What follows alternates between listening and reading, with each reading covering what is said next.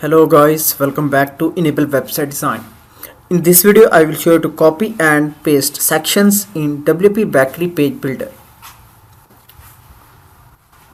For example, let me go here. This one is test page, and now let me create another test page.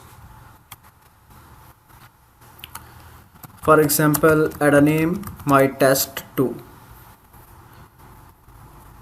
Now click here, edit with wpbakery page builder,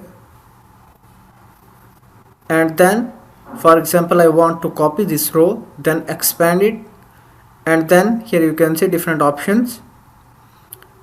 So this one is clone, this one is copy. Click here, and now on this page click here, classic mode, then scroll down, and here you can select one of the options. Let me select this one, and then add here any of the element. Let me add this one, and then on the top here you can see paste option. Click here. Now this row is available here, and then click publish, then view this page.